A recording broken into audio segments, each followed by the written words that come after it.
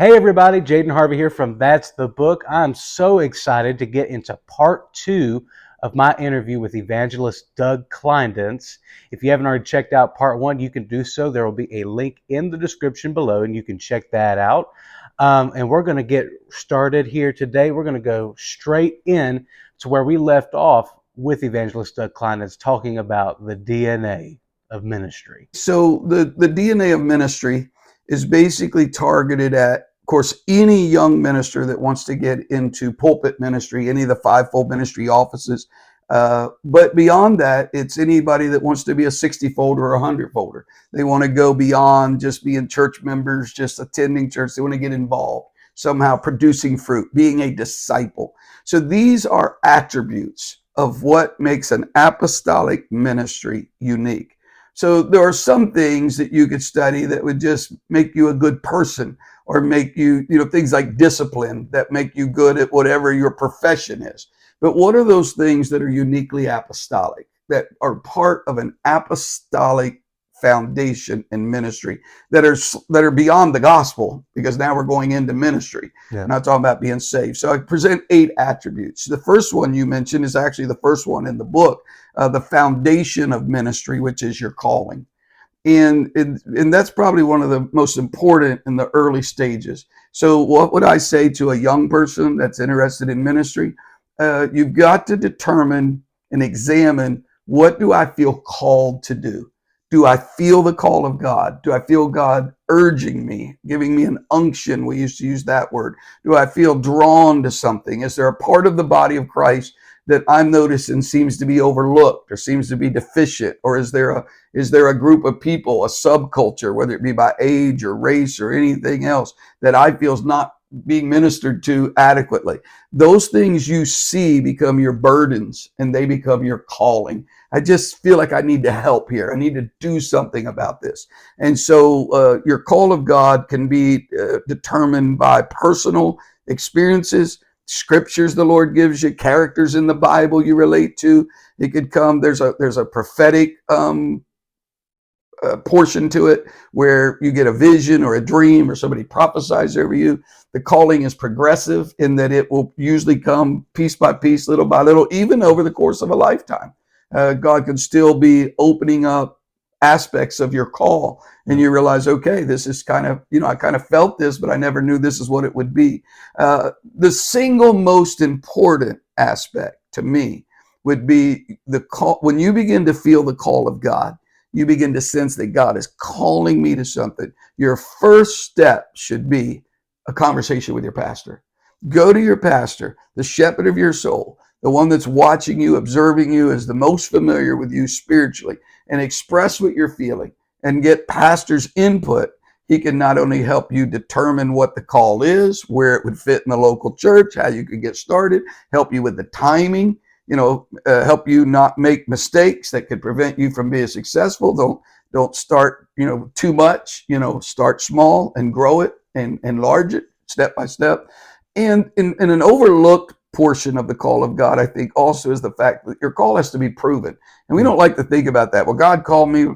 Well, that needs to prove out to be true. So get involved in ministry somewhere, and then don't be afraid or unwilling to be examined. Just like one prophesies, the other judges. Whatever ministry we're in, we need to have seasoned people be able to judge and determine and help how we're doing. Should we make an adjustment?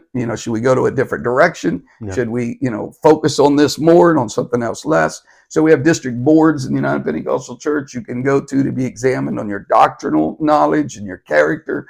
And they can help you find, should you be starting a church? Should you be working in your local home church? Should you go be a foreign missionary, global missionary? So they help you determine, the fine tuning of your calling. Well, then, and I'm not going to go through all of them because, obviously it would take a while, but there's 8 of these kind of attributes. The spirit of ministry is humility. That's what ministry feels like. The process of ministry is serving. That's what you do when you're in ministry. You're serving. The purpose of ministry is people. And it just goes on and on through things like that to help you stay defined what ministry is and what I'll be doing and how I should be acting while I'm in the ministry. It's a great training tool for pastors to use, but it's great for anybody. There's some workbooks in there that help you as you go through it, workbook pages that help you, answer some questions and evaluate yourself. So it really helps you look internally. Wow, that's incredible, brother. Well, and your last book Oh, that you have right here, this one, to my understanding, was not just written by you, yeah, my wife and I. you and your wife. She runs a morning prayer call, and it's 6 years in the making now, and it's 5 days a week for an hour a day. And she started out with 3 or 4 ladies, and it just grew and grew and grew, and now there's like 250, and it's ladies and men, and there's several different organizations and all ministry. They're either pastors or evangelists, or they work at headquarters, or they're on the general board or on the district board. They're district prayer coordinators. Everybody on the call is in ministry. It's a prayer call for ministers. They're praying an hour every day, and this has been going on for 6 years. So she knows a lot about prayer. She prays a lot, and this book is a little joint venture that we put together, and it is really targeted toward brand new people who are trying to learn to pray. We call it the 24/7 Prayer Challenge. And the reason it's called 24/7 is it's a challenge to 24 minutes a day, 7 days a week. Then we break those 24 minutes up each day into 3 separate kinds of prayer, thanksgiving or supplication or intercession, whatever it may be. 3 different kinds of prayer, 8 minutes each day. So in the course of the week, you go through 3 different kinds of prayer each day, 8 minutes at each section, and it becomes a training. That book, there's some places you can write things down. That book will take you through 30 days. So it's 30 days of 24 minutes a day, 7 days a week. The idea being, once you would go through this sort of as a workbook and do it according to the formula, then you don't need the book anymore. You go to prayer, whichever one of those areas you get into, like here's an example. Day 2, you start with praise, then pleading the blood, then health and healing. Those are the 3 categories for that day. Then day 3 is, music and meditation, and then spiritual warfare and prophetic praying. And you pray in those 3 areas. Once you've gone through this 4 times, over the course of a month, the idea is that you've become somewhat trained in prayer. Yeah. So now you don't need the book. You just go to prayer, and whichever one of those areas you're sort of led into, you may spend 40 minutes in music and meditation, and then spend 10 minutes praying for the spiritual leaders in your life. Or the next day you may get into praying for your spiritual leaders for 30 minutes and take 10 minutes on health and healing and a few minutes in pleading the blood and wrap it up. Once you've developed these, then you're just led by the Spirit which one to pray. But so it's kind of a training. It lays a foundation in your life. Wow. 24/7 prayer. It's really good for anybody, but especially good for brand new prayer warriors. Wow.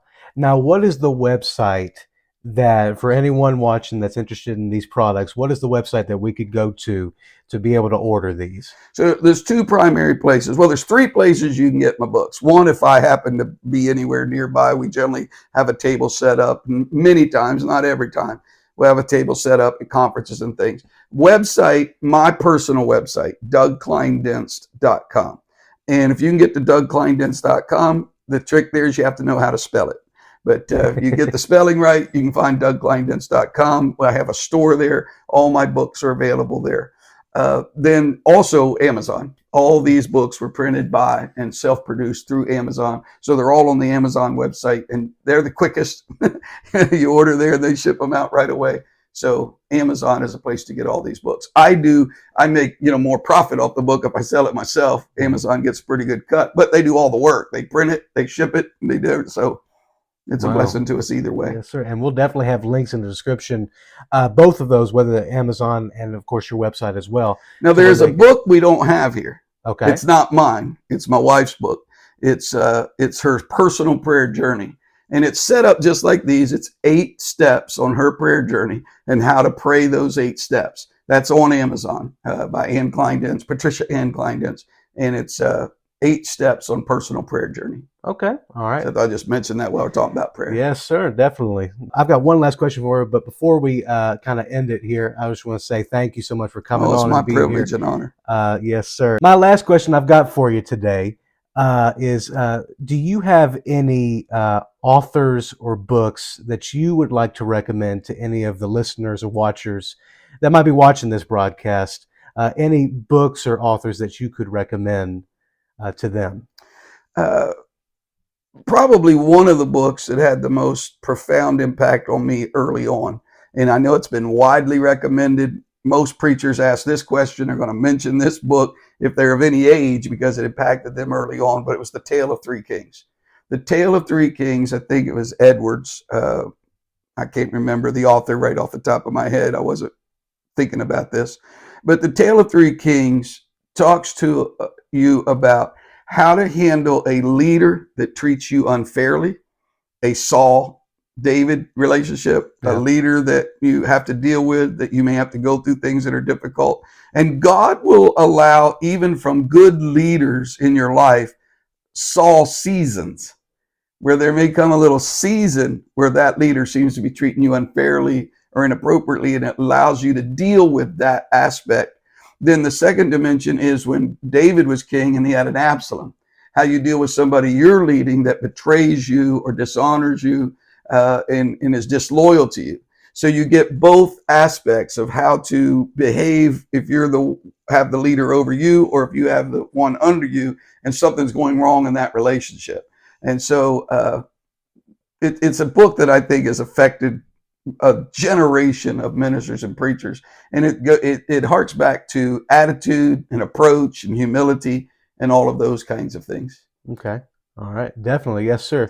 A book I read a while back, and again, I'm bad with authors. Sometimes I forget the authors, but a book called The Tipping Point.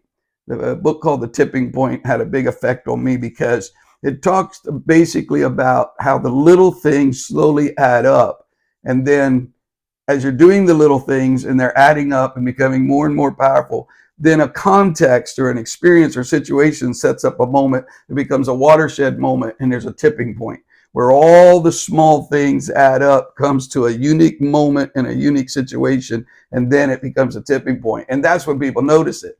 That's when it becomes the momentum hits. People don't see all the little steps that may have been years coming up to something that transpired in a matter of 3 weeks or 3 days. And that gets all the press and is notable and looks miraculous, and is, but it's the result of a slow momentum that came to a crescendo, and then the pieces came together and created that moment. That was very powerful to me because it speaks of the anointing of preparation. You know, Wow. being prepared, being ready for when the elements come together. Joseph had his dream before Pharaoh had his dream. But Joseph was involved every day in fulfilling Pharaoh's dream, getting up, going to work on Pharaoh's dream of the 7 years of plenty and then the 7 years of famine. Right. While he's working on that, the elements for his dream came together. His brethren show up. He's in charge of all the food in the kingdom, so they need to come bow before him to get what he has to offer. And so he was ready and prepared and working when suddenly the elements came together, seemingly out of nowhere, for his dream to come to pass. But he was ready when that happened. Wow. Yes, sir. Well, we'll definitely have to check those out. You can check out each of these resources at dougklinedinst.com or Amazon. They will be available in the description below in the links.